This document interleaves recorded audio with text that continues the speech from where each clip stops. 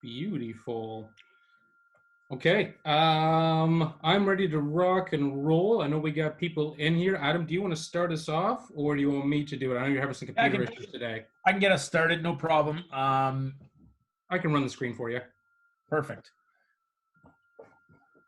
So we're 1 minute after one. We'll get underway here so that we're not holding anybody up to get back on your day. But I want to thank everyone for attending today. We're gonna get into uh, how tankless water heaters work, why we should use them, the energy efficiencies that come with a tankless water heater, some of the specifics on how they operate and how we can size them. Matthew is going to take you through that. So today on the call we have myself, Adam Hedden. I am Business Development Manager with Equipco Ontario. Also on the call we have Matthew Reed, our Technical Sales Specialist here in Ontario. And we have Pierre Huno, who is our outside sales account manager in British Columbia. So Pierre will be a panelist. If anybody has any questions throughout the training, you can click on the Q&A at the bottom and type in your question. Pierre will make sure we know and don't miss it, and we'll answer to the best of our abilities any questions you got. So Matthew loves super hard questions, so throw anything you can at him. He's right. He's 100% right. Lay it on me. One thing that I mentioned at the beginning of trainings is that you can't hurt our feelings in these things. If you have questions you've always wanted to know, maybe you didn't ask them for whatever reason, other various trainings, throw them out here. I love all sorts of things. Maybe I know, maybe I don't. I'm going to do my best, and we're going to work real hard for you today. So before we get into the tankless water heaters and more specifically the BradfordWhite model, who is Equipco? So Equipco is a manufacturer rep that was founded in the Greater Vancouver area in 1982. So we've been around for a substantial amount of time. And we're currently representing manufacturers in the plumbing, HVAC, hydronics, and electrical industries. Equipco is owned and operated by managing partners in each province, as listed below. So we have Jason, Lauren, Ryan, Dan, and then we have an associate partner in Alberta as well, Jared Bonnet. Equipco prides ourselves on being industry leaders, and we do that through extensive technical abilities and keeping up on training, real trade experiences, and outside the box thinking. And in turn, we are trusted advisors to many of our customers, whether it be on a platform of contractor, distributor, or engineer, or even outside that as well. So, big news coming out of Equipco Limited. We are promoting for the month of May our tankless giveaway. So, sponsored by BradfordWhite Canada, we are awarding a BradfordWhite Infinity K tankless water heater to one lucky person within Canada. So, how do you win? Follow Equipco Limited on Instagram, Facebook, or LinkedIn. Post a photo of a recent BradfordWhite installation. So it doesn't have to be just a tankless installation. It can be a water heater. It can be a brute boiler. It can be a BradfordWhite heat pump. Whatever BradfordWhite product you have installed, take a picture. And you're going to post it on any of those social media platforms. So Instagram, Facebook, or LinkedIn. And when you do that, tag Equipco Limited. Now, for anyone that doesn't know how to tag someone, which you might laugh, but Matthew asks me all the time, how do I tag people? So every single day I ask that question. Type the @ symbol and then start typing the name of the company or person you want to tag, and you'll be able to tag them. So @Equipco Limited. And then you post that picture. That will notify us that you've posted it, and we will enter you into a draw. Now, promotion runs from May 1st to May 31st. And then June 1st, we'll be drawing the winner for a BradfordWhite Infinity K tankless water heater of your size. And we'll get into the two sizes that are available when we talk about the Infinity K a little bit later on. Cool. Now, One special announcement, and this is the big announcement that nobody knows about. Everyone who attends this training today gets a ballot all automatically entered into the draw to win this tankless water heater. So everybody on this call right now, their name will be entered by Evan, who organizes all these trainings and promos, and he will add you to the pot. And good luck. Maybe one of you guys guys or girls will win this. Cool. Hey guys, do we have this reserved for contractors only, or is it for anybody attending? Anybody attending? Again, we are on social media, so Facebook, Instagram, and LinkedIn are our main platforms we work on. So go ahead and give us a follow on that.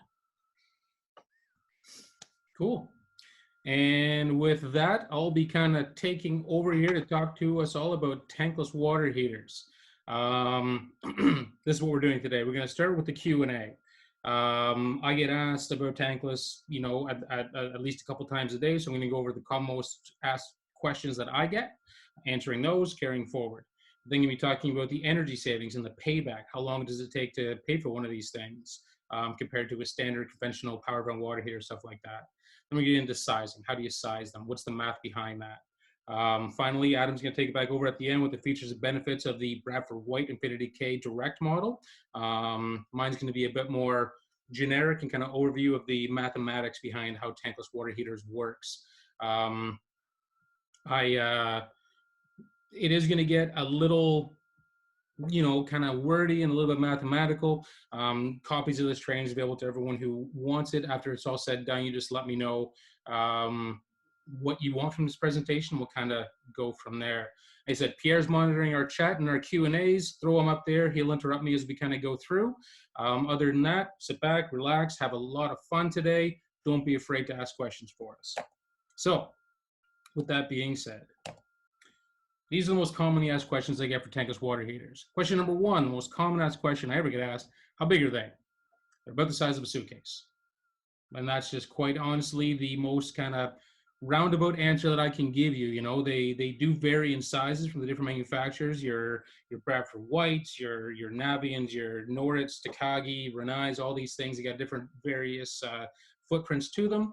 But if you've ever been on vacation, you've ever taken a full-size suitcase with you, they're about that size. So manageable handlings that you can kind of look at, and about the same depth as well.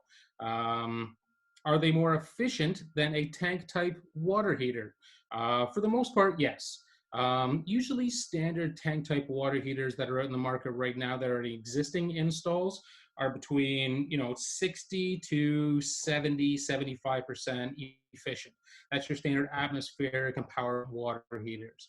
Of course, there is the new condensing style water heaters that meet the SB12 for the 90+% efficiencies.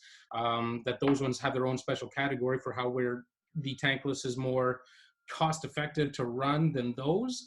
But it really is kind of getting a very tight conversation with regards to how those two really save money and efficiently work, because one out of the box, the tankless water heater, that works extremely efficient and continues to be extremely efficient with the 90+. Where a tank type can come out of the box at 90+, then it can slowly lose efficiency as it gets the sediment build up at the bottom. But we'll get into that as we go down this path here. In order, are tankless more expensive than tank type? So currently, they're less expensive than the condensing type water heaters out in the market, believe it or not. So there are some actual cost savings if you want to do complete efficiency to efficiency, the 90+% models, but they are more expensive than your standard water heaters that we've dealt with in the past, your atmospheric vent and your power vent models. The difference in pricing right now is to the homeowner about $500, and then an install total is about $1,000. So like I said, when you're comparing the models of the same AFUE, they are less expensive, but than the conventional types, they are more expensive. How do you size one? All sorts of science involved in sizing these guys, and we're going to get into the science involved behind doing this. It all is based around a pretty simple formula that we're going to be going over again and again and again and again, that you'll get locked into your brain, and then you're going to call me in a week and ask for the same formula again. I'm going to give it to you, and we're going to work together all the time to take care of all of your tankless water heater questions and needs. Question: doesn't a tank use less energy as it has a lower BTU rating? It's like, that's not true at all. A BTU is a BTU. So what that means is that, by its very definition, and I get into this here a little bit later, a BTU is a unit of measure that it takes to heat one pound of water, 1 degree Fahrenheit, in 1 hour. So although tankless water heaters have a firing rate that takes up to, you know, roughly 200,000 BTUs per hour, it's all just about how that is applied to the water. But to heat, you know, 50 gallons of water from 40 degree incoming temperature to 140 degree storage temperature, you're still heating 50 gallons of water, 100 degrees, and no matter what sort of system you have, that still takes an input of 41,650 BTUs. And I'll get to how I got that math. But long story short, BTU is a BTU, so there is no difference in energy used with regards to giving that system the amount of BTUs it requires. It's all just about who does it more efficiently and who does it that meets the certain stipulations that your homeowner requires. What is a cold water sandwich and a tankless water heater? So this is one here. This is actually one that's been kind of going away as tankless water heaters have been getting a little bit smarter in how they operate. But basically what it is this. When you are operating a tankless water heater and you turn it on, you're getting hot water at your tap. The unit is now on, it's running, it's providing you a constant flow of hot water. If you then shut it off, it's going to go through its post-purge and shut off, and then you go to turn that hot water tap back on again in a relatively short amount of time. You're just going to have those lines that are full of that warm water or hot water. So that hot water is now going to come out of the line, but as that unit is now activated again through flow, it now has to go through its pre-purge before fire. So you're going to have a little slug of cold water that was not heated in the tankless coming through the tap before it gets back to that hot water again. That's what a cold water sandwich is. Now, there's, like I said, most of these tank type water heaters have figured a way to kind of get around it for the most part. An internal buffer tank on some of the tankless water heaters, that's included. A recirculation pump inside the tankless, that usually helps out a bit. I said there's different ways that people get around it, but that's what it is, and that's what's happening there. Tankless water heaters, it takes forever to get the hot water to the tap. This is more or less true. Okay. The reason for this is because when we have a tank type water heater, that cold water comes in, you know, pushes the hot water out of the tank and into the tap. Through that tank, there's a really low pressure loss. It's basically, you know, like a fart in a windstorm. It just comes in and it goes out. Very low pressure. So the water's able to move through faster. With a tankless water heater, those heat exchangers have a pretty high head loss, or it can cause a pretty high pressure drop as it hits that impeding of flow getting through the heat exchanger. So what that does is that slows down the flow. When you decrease the pressure, you're decreasing the flow that's able to get through the unit. So when you're decreasing that flow, now the water is moving slower to the taps. So with a tank type water heater, when you turn it on, push the water out, it still needs to heat all the water in the line before it gets to the tap, and that's going to take, let's just say it takes 10 seconds based on city pressure coming in. With a tankless, because we've had that pressure drop because it's going through the head loss, our flow rate has slowed a little bit. So now it's opposed to like 10 seconds getting to the tap, but now we might be, you know, 15 to 17 seconds getting to the tap. Easy way to get around that one, recirc line. Again, lots of tankless water heaters have them either built in or pre-wired and ready for that sort of piece to go in, and that'll take care of your big delays of getting the hot water to the tap by, you know, keeping it ready there at the tap, keeping it ready to go. I just saw we had a couple chats pop through. Give me 1 second. Is the cold water sandwich, does it come to all manufacturers? Yeah, I mean, there's, like I said, certain manufacturers have different pieces built into it to help alleviate that. But if you don't have anything to get in front of that cold water sandwich, you're going to have it. Recirc lines help. A buffer tank inline helps. And I see that Pierre's kind of handling these things offline, so I'm assuming that he'll chirp in if he needs me for anything else offline of that. And to keep on moving forward here, can I turn off my tankless water heater while I'm away? You're going on vacation for the next 10 days. You don't want to be heating water unnecessarily. Can you turn it off? And in theory, sure, go ahead. It doesn't really matter. The thing about it is, a tankless water heaters don't really need to be shut off. They only activate with flow anyway. So there's nothing that's really going to be causing you any energy costs while you're away. However, with a tank type water heater, say again, you got a tank type water heater, you're going away for 10 days, you don't want to use that energy, can you turn those down? I want to be very clear about this answer. Yes, but, and that's very, very clear way to say this. Yes, you can turn them down, or you can even turn them off, but once you turn a water heater down, you're opening the door to bacteria growth inside of a hot water tank. So if you do turn your water heater down or turn it off, and just let that water sit inside that tank, you must bring it back to 140 degrees minimum and let it sit for at least 24 hours to take care of any bacteria that could have built up inside that tank. I want to stress that extremely well. You cannot just come home, turning your water heater, set it back to 140 for your tank type, and then as soon as it hits temperature, away you go. Absolutely, that is not an option. That hot water has to sit for 24 hours to kill all bacteria inside of that. If you want to do it in less time, 24 hours, jack it up to 180. Most resi tanks will go to 180, but so usually you only go to 140, which is why I'm saying 24 hours minimum to let that tank sit and kill the bacteria inside your tank. With the tankless, don't worry about it. You go for vacation, tankless takes a vacation. You turn it on, it's ready to rock and roll, and away you go. So that's the big advantage of a tankless water heater like that when it comes to going on vacations with a tank, because you don't need to do any work or preemptive work like that. Can you? Sorry, can I just add one thing here, Matthew, to your comments? When it comes to turning off a tankless water units, for those of you who's living in fairly colder climates in Canada, it's highly unadvisable. I would not do it. There's heat sensors built into the unit itself. It is susceptible to freezing through the venting if it is not running. So when the power is applied, it'll sense the cold air and it'll keep the internal components of the tankless hot, so you don't have any internal freezing or cracking. Something we used to see early on when this technology first came out, people would turn them off, go on vacation, go to Mexico for a week, they'd come back to a frozen tankless with a crack or a leak. So when you're gone, it's not using any power, it's sitting idle, everything is fine. I would suggest leaving it and not turning it off entirely.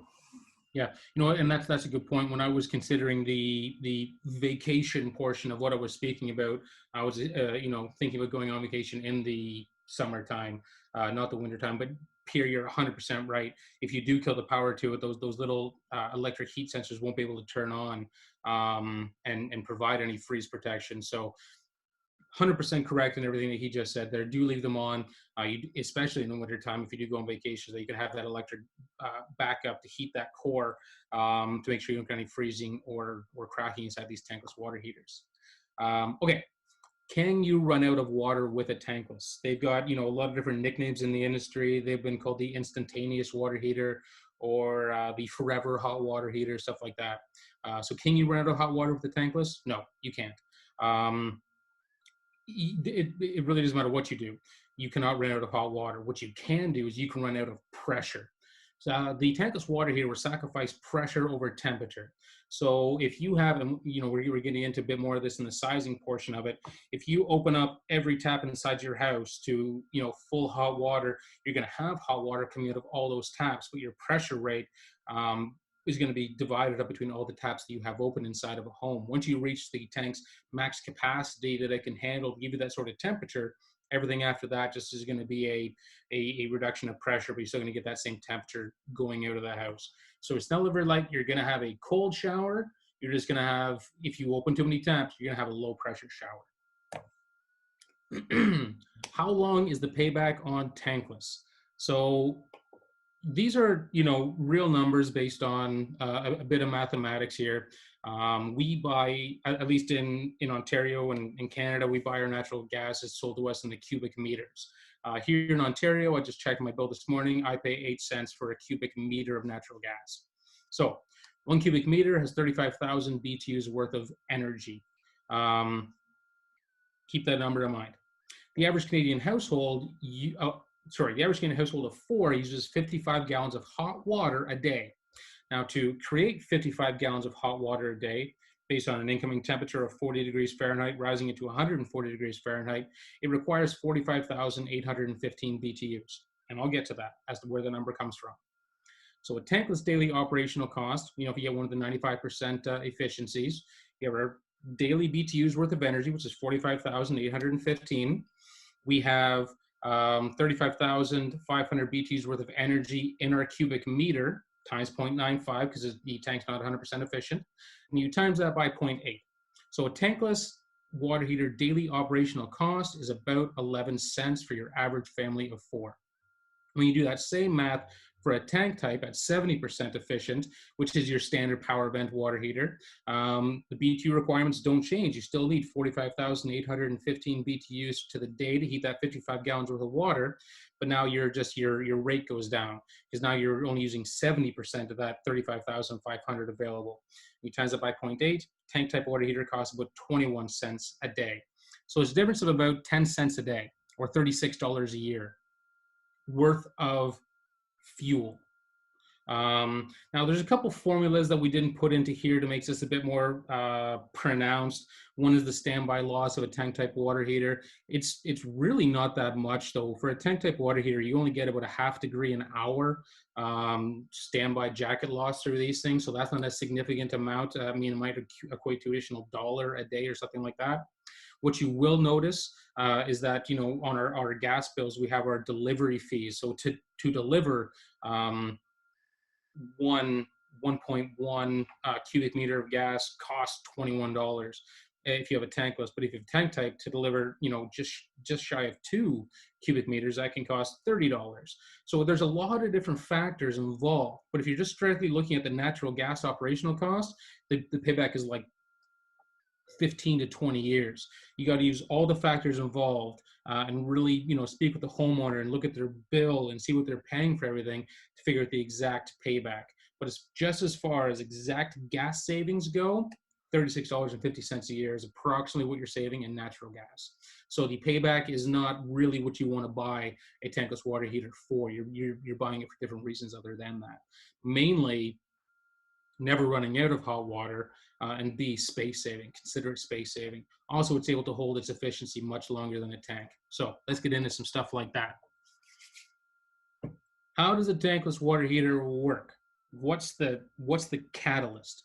Tankless water heater, it is activated when you turn on your shower, washing machine, dishwasher, or faucet.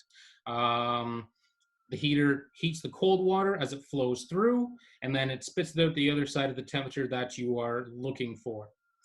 Simply put, flow. Flow activates it.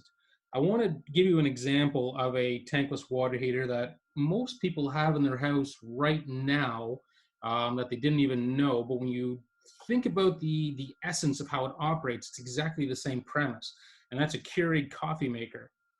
You are telling this Keurig coffee maker that you want to activate flow. So you push your button and it starts this little internal pump.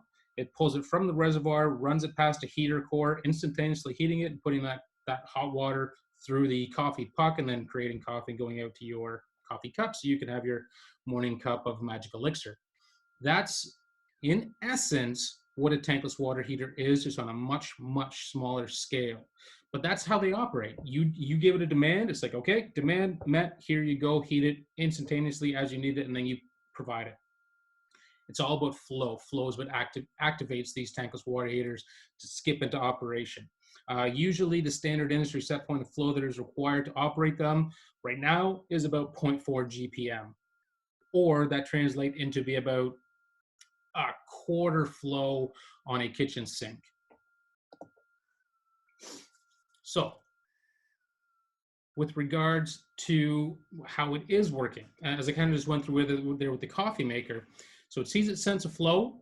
The tankless water heater is going to fire to whatever BTU rating it needs to hit to give you the required BTUs to get the demand generated by the flow.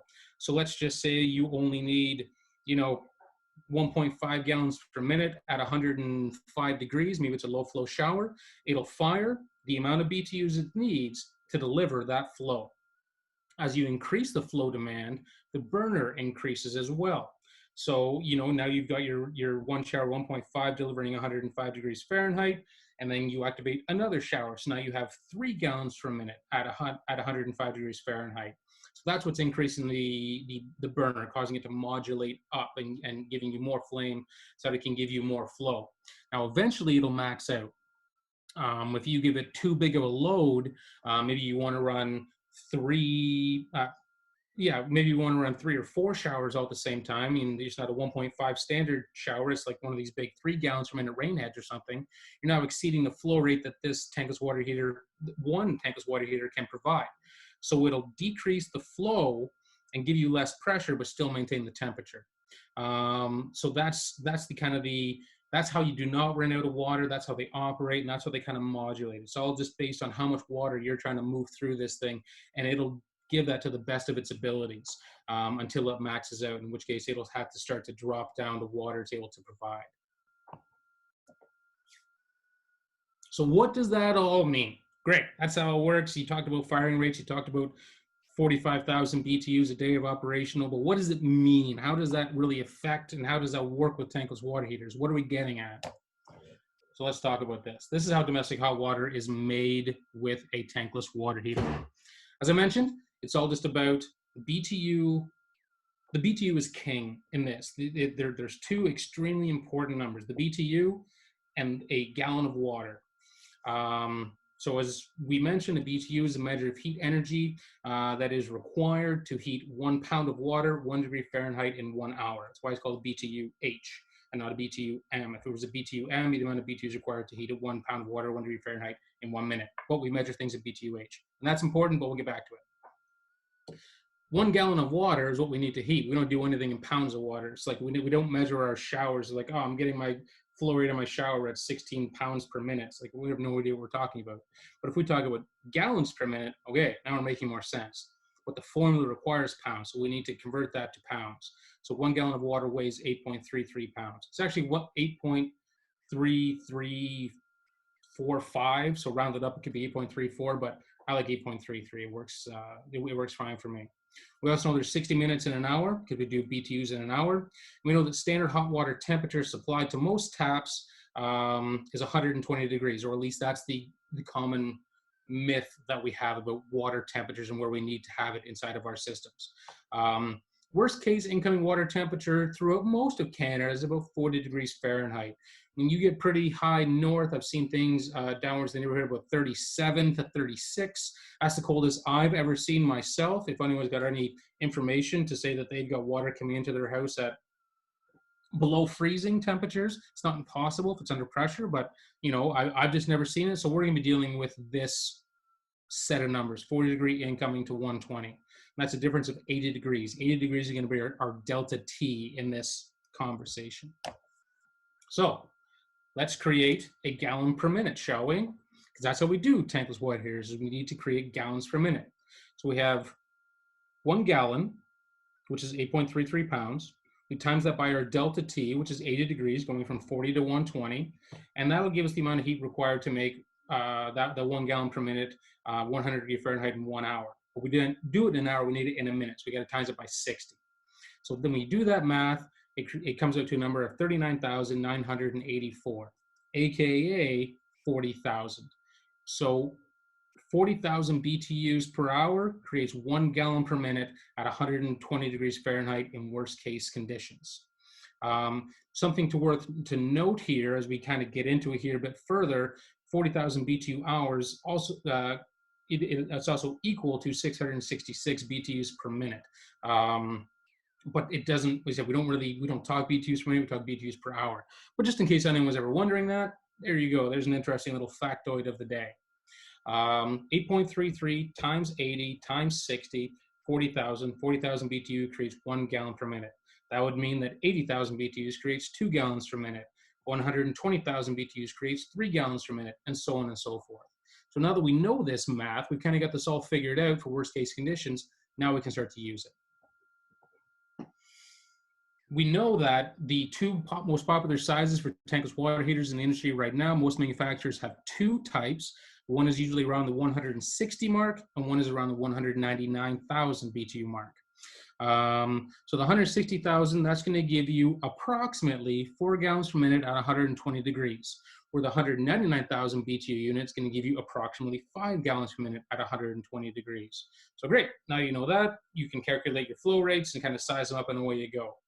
The only problem is nobody actually does anything with 120 degrees. 120 degrees is scalding temperature. It takes a little bit longer. It takes, a couple minutes to scald yourself at 120, but it's not something that you shower in. We shower more around the 105 degree range on average. I think it actually works out to men shower at 104, where women shower at about 106. So like I said, we deal with the average of about 105. So what that means is that we're not actually so concerned with our 120,000 BTUs for, 40,000 BTUs for 1 gallon per minute. What we kind of need to do is figure out what are the actual temperatures that we need to play with here. So for in this case, we're doing a 105 degree shower. Now we know that our numbers have changed. So we still have our 1 gallon for water, which is 8.33 pounds, but now our delta T is only 65. 105 minus 40 incoming, 65. But we still need it by 60 because we want to create it in a minute, not an hour. So it takes 32,487 BTUs per hour, or 32,500 BTUs creates 1 gallon per minute at 105 for showering conditions. Now, like I said, I know I'm kind of overwhelming a lot of people with math here, but it's for a reason, because we are going to be talking about how to size these things, and we need to know these bits of information to accurately give the homeowner what they're looking for. If you're only doing showers, 160,000 BTU tankless can give you 5 gallons per minute. If you want to set the unit to 105 and just open the hot water tap, or the 199 unit can give you 6.1. Again, if you set the unit to 105 and just use the hot water taps in the shower. The thing of it is, not a lot of people use this. And again, this is only for the majority of Canada. And even still, our folks out in British Columbia, they see some incoming water temperatures out there of 60 degrees sometimes. So there's a lot of fluctuations in this, but this is just some average numbers throughout the entirety of the country to kind of give you exactly what you need to know. But for example, what about Texas? Texas has got incoming groundwater temperature of 80 degrees. So they've got, when we do the math for them, we're going from 80 to 105, 8.33 times that 25 degree delta T times 60, 12,500 BTU creates 1 gallon per minute in Texas. So if you had these units in Texas, you had the 160,000 BTU. In theory, you could get 12.8 gallons per minute out of this guy if you set it to 105. The 199 would give you almost 16 gallons per minute. So that's just wanted to show you the situations where there's those moving factors, those pieces involved that you need to know about before you can accurately kind of size these things. Also, something worth noting is that most of these tankless water heaters have a max flow rate of around 11 gallons per minute. Any faster than that or any more flow than that, and you're kind of really getting close to moving faster than that 4 to 5 feet per second inside the water heater, and that can start to degrade the copper coil on the inside by causing excessive flow, and you can kind of erode out that copper from the inside. So there were just some examples of some BTUs required and temperatures, and showing you how I did that math. We have our 8.33, which is our universal number for the 1 gallon of water. And we have our delta T, then we times it by 60 because we want to make these things in a minute, not an hour. There's the difference. So the question then becomes, okay, so now we know this, we know how to size them, but you were talking at 105 degrees for the shower. It's like, well, there's other fixtures inside the house where you want warmer than 105, and that's 100% true. But that's up to the homeowner to tell you, and that's for you to have a conversation with them. Does the dishwasher need 120? In most cases, yes. Does the washing machine need 120? In most cases, no. Usually washing machines limit their flow rate to about 115, actually. So what do you need to do? What about those one-handled shower valves where you just open them up and that automatically has your pre-adjusted temperature, which in most cases they need to be taken apart to be adjusted. So like I said, there's a lot of moving factors. So every tankless water heater should be a conversation before it becomes a sale. And you need to find out exactly what the homeowner needs. And then you need to count the fixtures and establish exactly what the homeowner needs and what they can expect from tankless. And we'll get to that one in great detail, what you can expect from a tankless water heater. Once you know that, you figure out what the max flow is that they need, you put it all in the formula and away you go. Now, if I was a super nice guy and I put this whole thing into an example, oh, I did. I'm a super nice guy. I'm the greatest. Just happy to share the info. So let's talk about this. So here you have some standard flow rates and temperature sets for what the fixtures inside your house are going to require. So for a standard family of 5 with 2 showers, kitchen sink, and washing machine and a dishwasher. So the 2 showers have a flow rate of about 2 to 3 gallons per minute.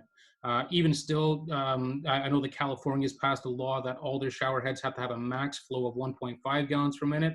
What California does, Ontario is right next in line to do, so we might be dropping those flow rates. And I want to key something here.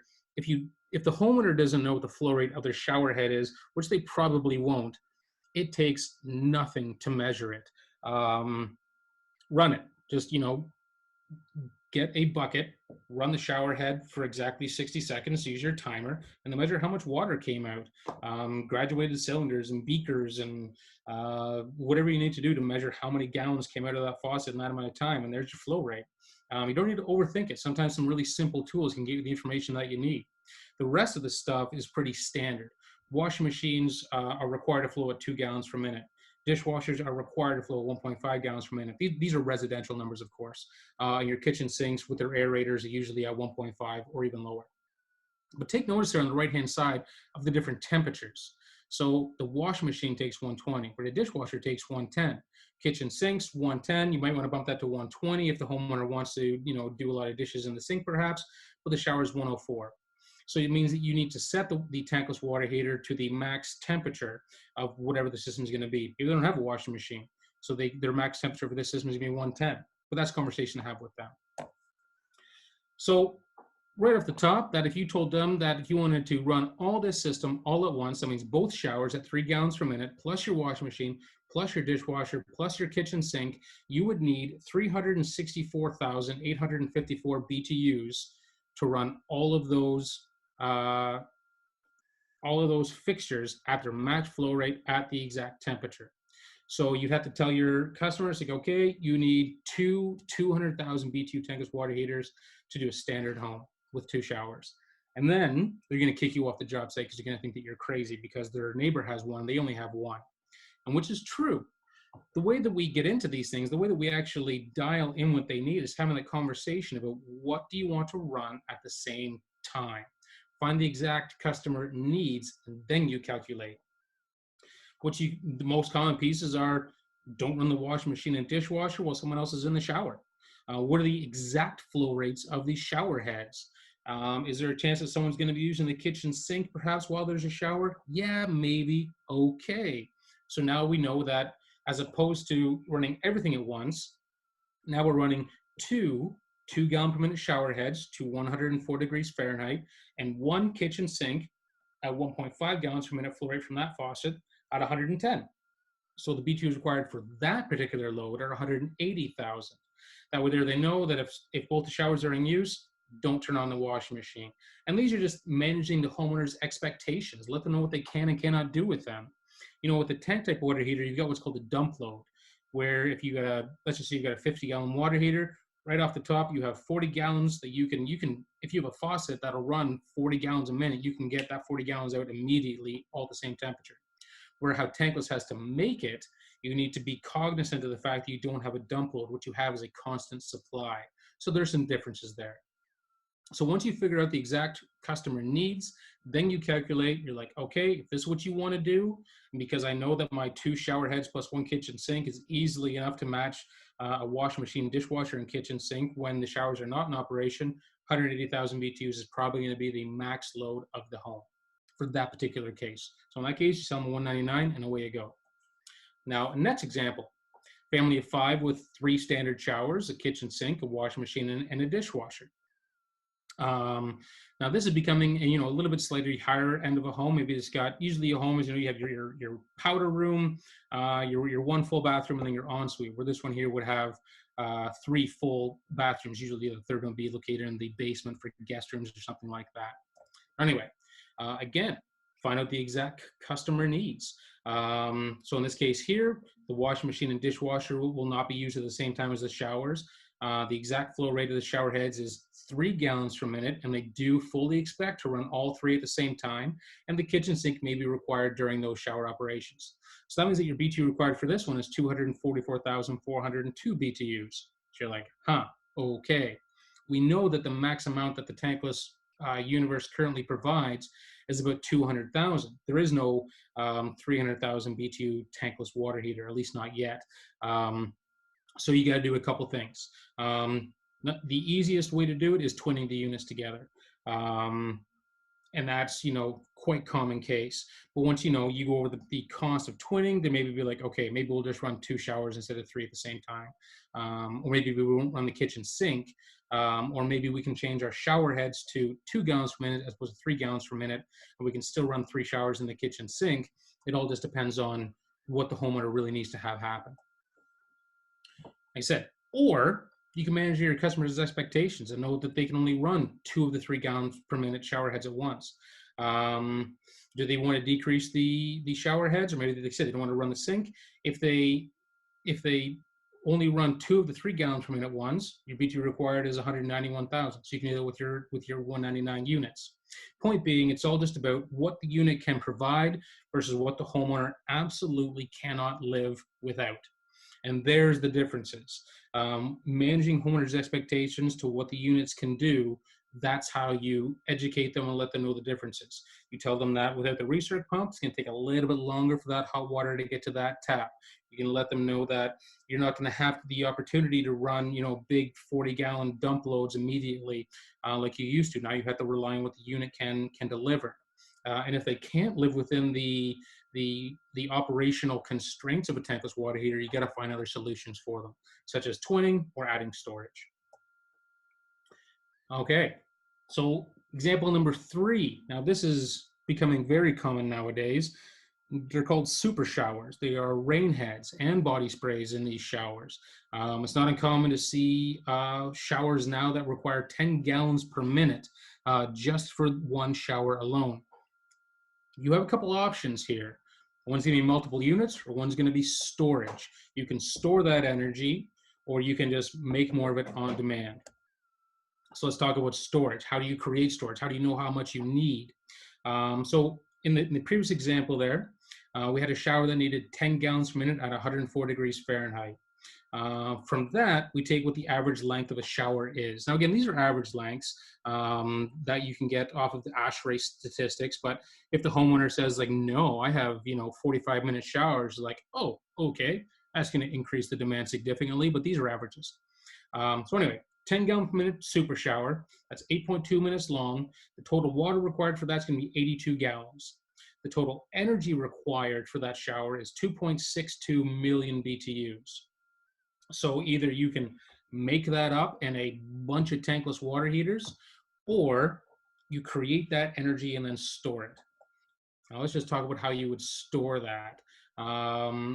Storage it's actually, kind of an overlooked option. But what you're doing is you're making that hot water, and then you're just kind of setting it aside for it to be used later on. And let's talk about how we make it and how we measure it. 1 gallon of water at 140 degrees Fahrenheit has 50,000 BTUs worth of energy stored inside that water. It took 50,000 BTUs to get that water from its 40-degree incoming to its storage temperature of 140. And once you store it in an insulated tank, it takes that 50,000 BTUs and you hold it. Okay. And what we also know is that we have lots of water then. It translates into about 52.5 gallons of stored water at 140 will provide enough hot water energy to power the 10 gallon per minute super shower for 8.2 minutes. The way I did this was I figured how many BTUs did I need there, which was, I think it was 2.62 million. It's like, okay, how do I create that? So I used the formula, ran it through the 8.33 times 100 times 60, and notice that it would take 52 gallons of water to store that amount of energy, the 2.6 million BTUs. So once you have your storage stored at 140, you now have the energy set aside to run that super shower at the 8.2 minutes. Now, as I mentioned at the very beginning, there's a lot of top-end heavy math in this stuff here. You don't ever have to be alone in any of this. If you're at a job site and you just want to know exactly how we can get you where you need to go, wherever we need to help you, just give us a shout, and we're happy to go over the details. And we'll put together, whatever we need to do to kind of help you to provide the answers that you need. Tankless versus tank type water heaters. Okay. So tank type water heaters store energy. That's what they do. You can think of it that they store they store hot water if you want, or I prefer to think of it as they're storing the energy required to make that hot water. What I do with that energy, I can do pretty much anything with it. Most people use it to shower. So another thing that tanks have the ability to easily handle a dump load. As I mentioned a little bit earlier, if you've got a big tank type water heater, and you've got 50 gallons of stored water at 140 degrees, you've got the ability to use all of that all at once. And like I said, if you can find a faucet that'll flow 40 gallons per minute, you can have 40 gallons per minute of 120 or 140 degree water right out of the tap, because you've already made it. You're just releasing it, where tankless makes it as it needs it. Tanks have an average lifespan of about 8 to 12 years. It's actually pretty significantly higher than that. It turns out to be more like the 15 to 17 year range, with regular flushing and anode rod inspection of a standard tank type. You can get a lot of life out of them if you actually do look at the anode rod and change it when it needs to be changed. Tank type, the efficiency ranges, it fluctuates wildly from between 60% to 90 plus efficiencies. So as far as comparing apples to apples with regards to the tankless versus tank, you need to make sure that you're cognizant of what the efficiency of the tank type that you have is, in order to get the best, calculation and solution for what unit's going to be better for your homeowner. All tank type units are subject to efficiency loss almost immediately through scale buildup at the bottom of the tank. And it's pretty significant, actually. For every quarter-inch of sediment that builds up at the bottom of a water tank, or a water heater, whatever you want to call it, it decreases the efficiency by under 10 to 30%, as it takes more heat energy to push through that scale level to get that heat into that water. And tank types usually are not serviced at all. So because they're not serviced at all, the anode rod is never inspected. They actually never get flushed, so that sediment just builds and builds and builds. Every day that a tank type water heater is in installation without being maintained, gets less and less efficient, or more and more inefficient all the time. Now with a tankless water heater, tankless water heaters, it creates hot water on demand. You tell it how much water you want, at what temperature, it makes it based on its BTU load capabilities or capacity that it has. We went over that in pretty big detail as to how you can get your BTUs dialed in and figure out what you need for what flow rate that you require. And I stress again, everyone gets a copy of this presentation, so you can run back through these math numbers and give me a shout anytime you want, and we can size whatever job you're working on. The max flow limitations are set by the BTUs of the unit and the water temp being requested. So what that means is that if I need more hot water than a unit can provide, if I need more flow, I'm going to be limited. I'm going to be maxed out. I'm going to start getting pressure reductions.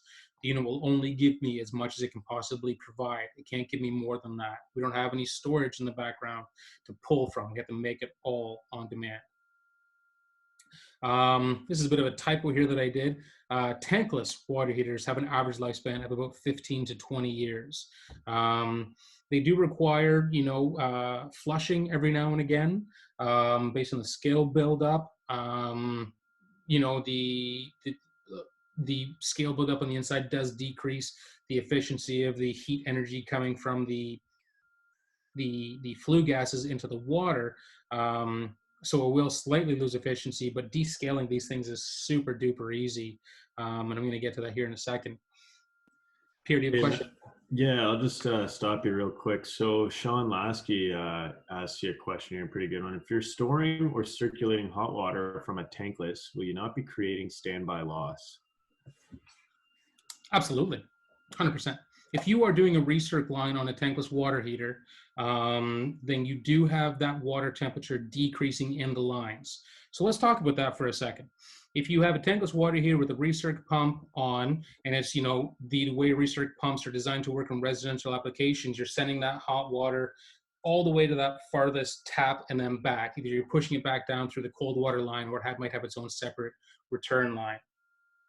The standby losses that you will have is actually quite minimal. So let's just say, I think it's 100 feet of half-inch copper or PEX, they're about the same, carries about half a gallon of water. So not much at all. And so for those, for that line to lose a bit of temperature through that line, classified as standby loss, that absolutely is, you know, something that does happen. So what we do is, if you have a recirc line, totally insulate those lines, my friends. 100% insulate those lines. If you can, it's much better to do it with a dedicated return hot water line. If you do need to push it back down through the cold water line, you do what you got to do, but make sure that your hot water lines are insulated to keep as much of that energy as you possibly can. Anything else, Pierre? No, that's it for now. The nice thing about the Infinity unit, I don't know if you mentioned it in your, I don't want to skip too far ahead, but you do have that dry contact inside for a recirc pump, and you can set up the programming through the internal controls on the unit. Yeah, absolutely. I haven't gotten to that one. I actually haven't really talked about the K at all yet. We're just into the basic mathematics of a tankless, but the K is going to have some super good features that everyone out there is going to like. Anyways, I was speaking about flushing these guys. And let's talk about flushing for a second. There is about 150 bajillion chemicals out there to flush your tankless water heater. I do not work for the vinegar industry. I have no horse in that race. I don't I don't make money from the good folks over at White Vinegar Incorporated, or whatever the company might be called. But I can't stress enough how that is should be your go-to choice when flushing a tankless water heater. It is non-toxic. It is food grade. It is going to be the most gentle on the system, while at the same time removing any standing scale inside of that heat exchanger. The other chemical systems that are out there that are designed to descale a unit, come with an MSDS page or a material safety data sheet. Where vinegar you buy from the dollar store for about 50 cents for 4 gallons of the stuff. Vinegar should be your horse when cleaning a tankless water heater. The service valves for most units are an additional cost to the unit, but an additional $100, $150 going into a unit, and I highly recommend putting them on. You just quite literally hook up a little recirc pump. You can get them from Canadian Tire, or any sort of transfer pump will work. You put the pump in the bucket of vinegar, push it through the unit. You can either go standard flow, where you go in through the cold and out through the hot, or you can reverse flow through these things as well to create that scouring action where you come out through go in through the hot and then come out through the cold. And then once you do have the unit full of vinegar, and I want to be clear about this, I have no issue at all using straight 100% vinegar. Once you have the unit full of vinegar, let it sit for a couple hours, and then you can flush again. Once you do that, once you have that thing all figured out, then you flush like crazy with regular water. Just make sure it all gets out of the system. Pierre, you got something? Yeah, for those of you looking for maybe a nice setup for your service truck, Rector Seal makes a really nice pump in a bucket. It has all your hoses, your pumps, everything all transfers back into one bucket. So in and out, nice, clean, easy use operation. So check that out. Pierre, why don't you give me the model number of that, and I'll reference it here before we finish out, so that the folks can have it. Yeah, sure. Let me just confirm that, and I'll come back to you. Okay. Okay. So that was the scaling, and then finally, they are perceived as difficult to service. Now, I can't really argue with this one a whole lot. When you look inside them, they might look terrifying to someone that hasn't been up in front of them a whole lot. And there's really no real easy way to get around this one. But fortunately for you, everyone believes this, that they are, difficult to service. So what tankless manufacturers for the most part have done is that although when you take off that door and you look inside, they might look a little overwhelming, but they've made them as easy to get in front of as humanly possible. This is what I mean by that. 20 years ago, I worked for a different company, and we were promoting a line of tankless water heaters. And this tankless water heater could be taken apart with one Phillips screwdriver. Since then, they've only gotten easier. Let me explain. Most tankless water heaters now operate off clips and gaskets. So you unclip the flow switches. The flow switches pop right out. The screws in the inside, for the most part, are all still Phillips screws, so you don't need to have multiple different screwdrivers. The wiring that you're looking at, which again looks like a rat's nest and it's terrifying, they're all Molex plugs on the inside, and they only plug into one thing. You can't plug this into that and that into this. It's designed A goes to B, A goes to A, B goes to B, C goes to C.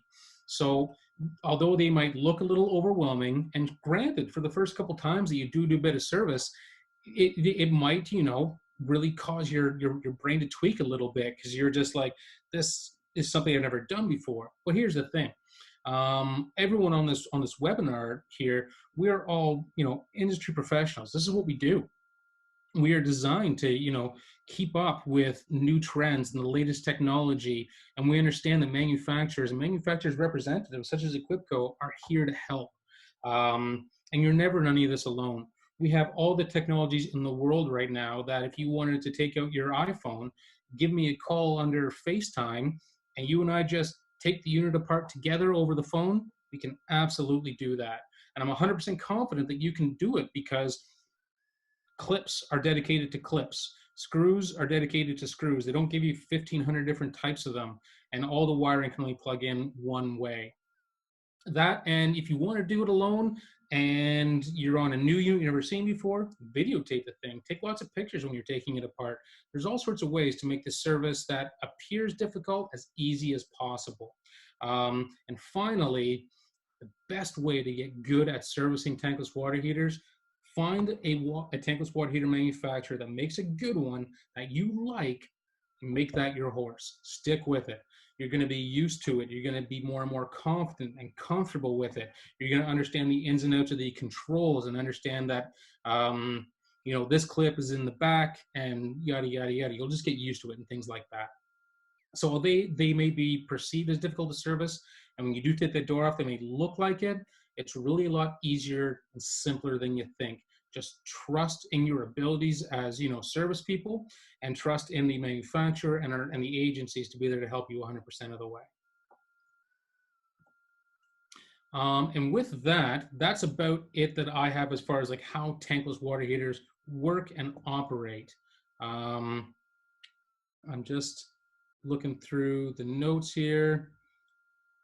Okay, Pierre's got everything handled with that. Let's have some Q&A. I went over a tremendous amount of math at the beginning of this. We went over operational costs. About $35 a year is your actual operational cost, where it's cheaper to run a tankless water heater versus a standard tank type. Is there anything else out there that you would want to know with regards to sizing them, how they operate? We didn't really touch about venting, but you got to vent them. 636 standard venting is what we use. Like I said, if you have anything else you wanted to kind of throw in there, now's the time to let me know. We'll give you just a minute here. We'll keep on checking out.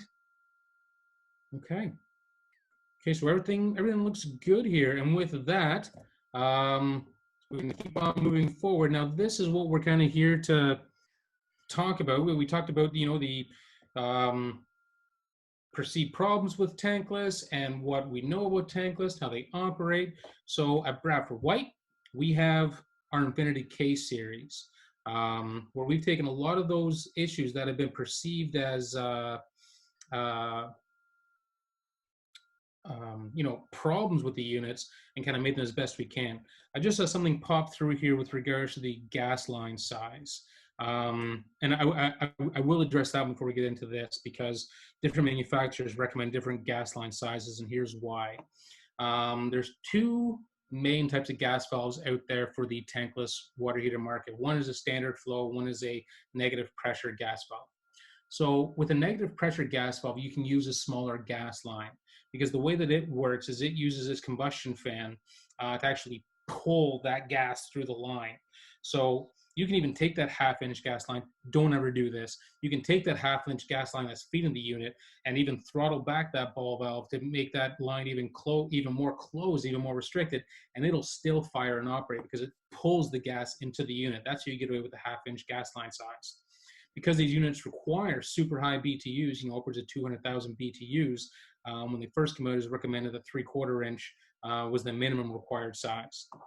Those are off of standard gas valves, where the gas itself is the pressure pushing against the venturi, where it's not a negative pressure gas valve pulling the gas into the unit. So is there one that's better than the other, your standard gas valve versus your negative pressure gas valve? No, not really. I mean, they're both CSA approved. They both have they both work.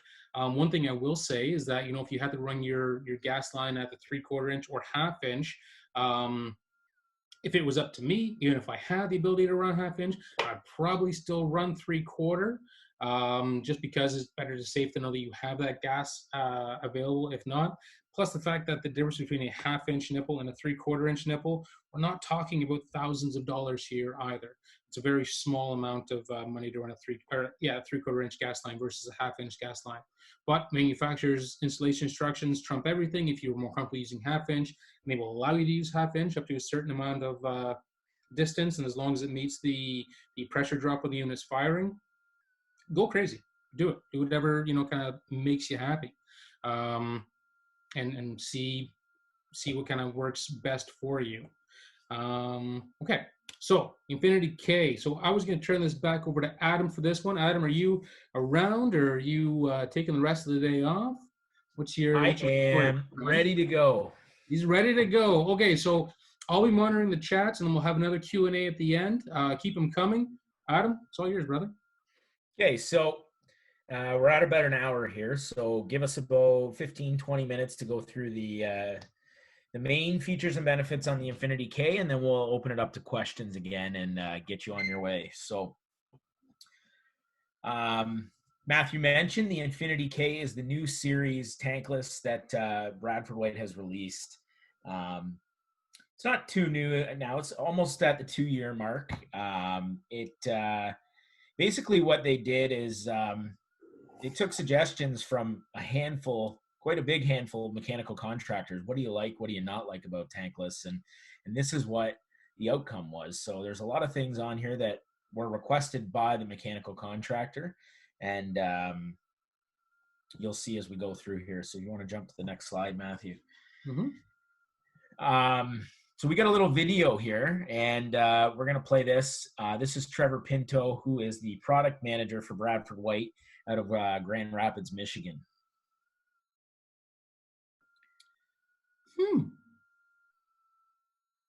It's okay. It's okay. This happens all the time.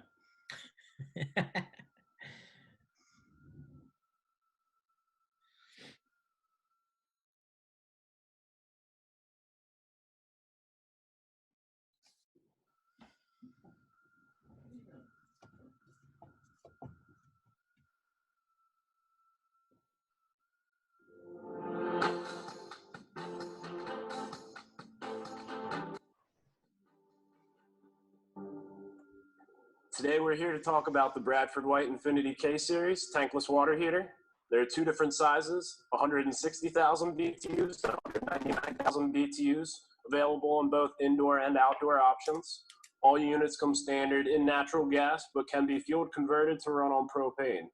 Let's take a look at the product. The first thing I'd like to point out is the easy-to-use control board, as well as the top water connections, as well as the top air inlet and flue outlet. The Infinity K series also features integrated flush ports, which eliminate the need for purchasing a kit after the fact. This makes it extremely useful while servicing the heater in the field.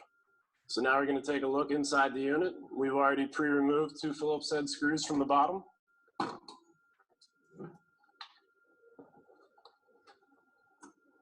Starting at the top, we have our quiet self-compensating blower. We have our burner, our primary heat exchanger, our secondary heat exchanger, as well as the self-calibrating gas valve. So with the self-calibrating gas valve, there's no need for a combustion analyzer. Just run the heater in self-calibration mode. The Infinity K series features best-in-class steady set technology, keeping water temperature constant with no internal buffer tank, significantly reducing scale formation.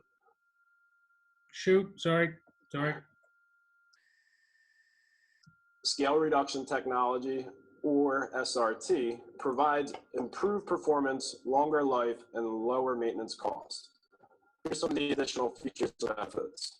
Best-in-class fitting length can go up to 280 feet with 3-inch PVC or polypropylene. Best-in-class performance, no 30 PSI pressure drop like traditional tankless, featuring a 22-to-1 turn-down ratio. Best-in-class warranty, 15 years on the heat exchanger. The Infinity K series also has up to a 0.96 UEF and works efficiently at low flow rates, activating at 0.45 GPM. Engineered and designed for easy field maintenance and field convertible to LP, the Infinity K is a smarter way to go tankless. So I'm just going to comment on a couple of pieces that he spoke about that kind of go back to my presentation I was doing. So the top water lines, how you can just kind of, if you're taking an existing tank type water heater to put in this tankless, right at the top, put your water lines right back into it and away you go. You don't need that 18 inches of straight length beneath the bottom to get this thing to flow right. Next in line, the flush kit is included. You don't need to spend an extra $150 to buy a flushing kit. Comes with it, comes in the unit. You just pipe up your vinegar pump and away you go. Self-calibrating gas valve does it itself. Once you pipe it, gas it, and turn it on, it takes care of the installation, really checks ups and servicing the gas valve and checking all that stuff. That's done for you. And finally, scale reduction technology. The way the heat exchanger operates is it spirals itself, keep the water kind of moving and turbulating so that scale can't build up on the inside. So with regards to the installation of this guy, and as I was speaking with some of the problems you commonly find, the BradfordWhite Infinity K unit kind of made him a non-issue. Beautiful. So these are just basically some of the features and benefits that Trevor did touch on in that video, but best-in-class vent length. So he mentioned 280 feet on 3-inch pipe. You can actually vent it with 2-inch as well, up to 60 feet. Best-in-class 22-to-1 turn down. So most tankless water heaters run around about a 15-to-1 turn down. And when you're talking about a turn down ratio, you want the first number to be higher. The higher, the better. So 22-to-1 is quite substantial. And that is, Matthew talked about eliminating that cold water sandwich in tankless water heater systems. This is exactly how we're able to do that by having a greater turn down. Best in class 15-year heat exchanger warranty, which is, a very, very great warranty that not a lot of the competition out there can touch. Virtually, again, eliminates that cold water sandwich with no buffer tank required. It's designed for low scale buildup. So Matthew just touched on the SRT, or the scale reduction technology. And that self-calibrating gas valve is really, how many contractors out there like using their combustion analyzer and they get it, taken care of to make sure it's running properly and that type of thing. So this is a huge feature that it goes over very well in the industry. When they said it's easily field convertible from gas to natural, from natural to LP gas, it's basically just a cartridge you pull out of the package. It comes with every unit. So whether you want it or not, you get this little cartridge orifice that you're going to just push into into the unit, and just follow the instructions on the display, the electric display, to convert it over to LP gas. Integrated flush valves are a big bonus, as Matthew discussed. Basically just connect on the bottom there and you're able to flush through that heat exchanger all day long. Top water connections make it very, very nice to install in smaller areas. You don't have as much piping to go around the system and that type of thing, and it is Energy Star qualified. So Matthew kind of took away my thunder here talking about the SRT technology, and clearly he didn't look at the slides I put in. So thanks, Matthew. But this is kind of a picture of how it's broken down so you can see how the SRT actually works.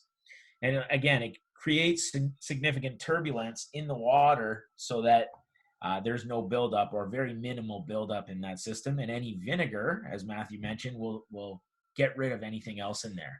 If these units are flushed, and we recommend flushing a tankless water heater roughly once a year on an annual basis, these things will run for a long time and very, very well. If they're not flushed, it could cause many different issues if that scale does build up in the system.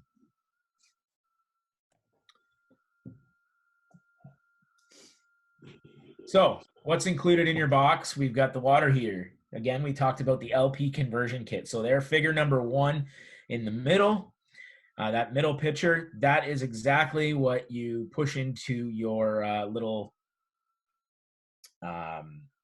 configuration on the water heater to convert it to LP. You get the pressure relief valve as well. So that's another expense that you're not needing to add after. It comes in the box and it just goes up on the left side of the top connection there. You get your brackets and screws for wall hanging the heater, and obviously the installation manual that everybody reads, right? So we briefly touched on venting options. So if we've got 2-inch pipe, we've got 60 feet available. If we've got 3-inch pipe, we've got 280 feet available. There are concentric options available, but for the most of the installations I've seen, they've gone 60 feet with 2-inch, which contractors are loving that they can use 2-inch on this unit. You have anything to add on this one, Matthew?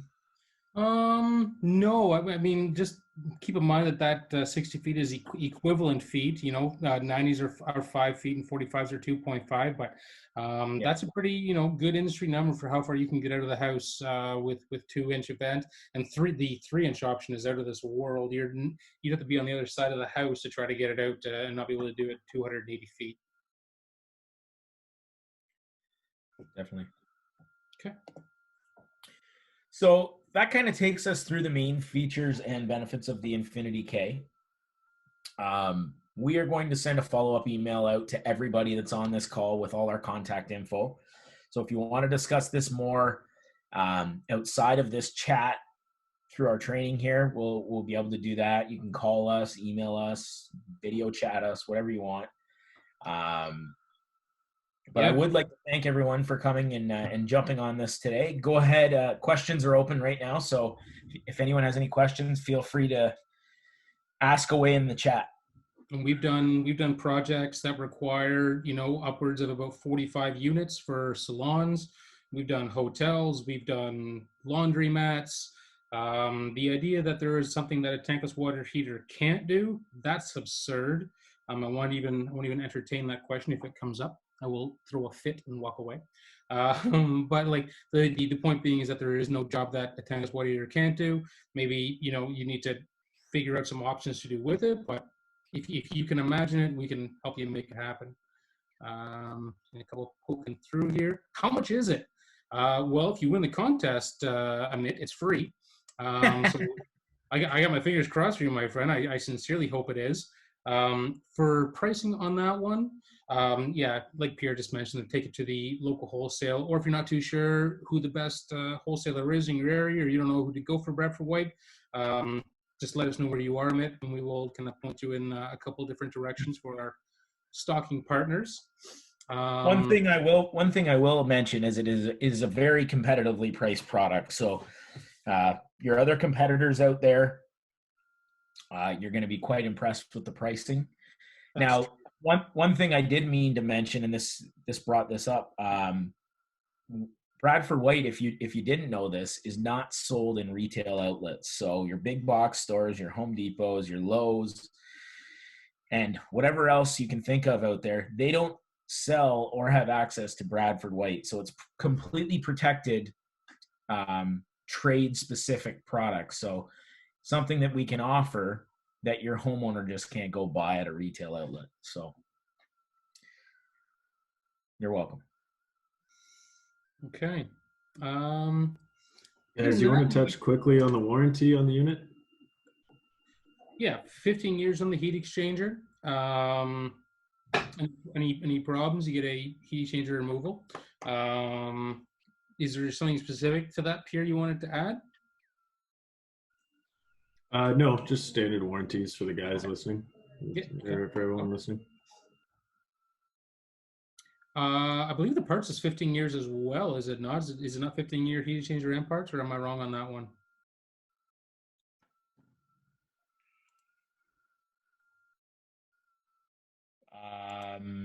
No, I think you're right. We're just doing a bit of checking here for the folks that are still kind of dialed in and listening here. Oh, a Q. In areas with hard water, do you need water treatment for incoming water? Okay, Corey Mumford. Let's talk about this. Water softeners are very good friends with tankless water heaters. There is no problems with joining those two at all. And I'm going to get back to that in 1 second by also prefacing that water softeners are not the best friend of standard tank type water heaters. Water softeners exacerbate the erosion of an anode rod. It kind of eats it a bit quicker. Tanklesses do not have an anode rod. So softening that water before it goes through, fantastic. Now there's different options you can get instead of just a standard water softener. There's inline filters that you can get that keep the minerals and salts suspended so it doesn't stick to anything. Nordics makes one, Navia makes one. Different filter companies, they make these inline filters to keep it from getting stuck. Do I recommend something like that? It really all depends. I mean, yeah, I would use one if I was in a hard water situation, so I wouldn't have to flush nearly as often. That being said, this Bradford White Infinity K with the SRT, the scale reduction technology, how it keeps it spinning, even in hard water applications, and I'm talking hard water like the Kitchener Waterloo, where you chew your water, you can still probably get away with at least a year or a year and a bit before you need to do any flushings of the inside. And speaking of flushings, you will get, it's not like you're going to get a notification that this thing needs flushing, but you will see the decreases in flow from the tank that's not able to give you as much flow as it was before, and that's going to be a good indication that some sort of descaling is going to be required. But that was a good question. But the hard water applications. Anything else out there? I know that one of the things I did not talk about was using a tankless water heater as a heat source for a hydronic system. Tell us how you feel about that, Matthew. Well, I'm going to be the long and the short of it. Number one, it is absolutely authorized. There's a whole section in the NRCan Ontario Building Code. It's Part 9 or P9 of the heating system, where you can use a tankless water heater for a matched system with an air handler. I do recommend, though, that if you're doing it for anything other than an air handler, a flat plate heat exchanger is a pretty good idea because the rest of the system usually requires different pieces. But it's totally doable. Contact us for the details on that, for exactly how to put those things together and for matched systems. But it's not impossible. I prefer you to use a combi or a boiler rather than using a tankless water heater, to be 100% honest with you. But sometimes it's not an option. Like I said, we have whole sections of the building code dedicated to how to use a tankless in those applications. So you can do it, and we can help you get there, just in case you ever wanted to play that game. Never flush with CLR. Never flush with CLR. CLR will rip these heat exchangers to shreds. And I won't be able to warranty that for you, so I'll look like a bad guy, so please don't do that. That's again, vinegar. So fantastic. Vinegar is not just, you know, a cool, refreshing drink on a hot summer day. It's got some other purposes as well. You know, I love my vinegar, Matthew.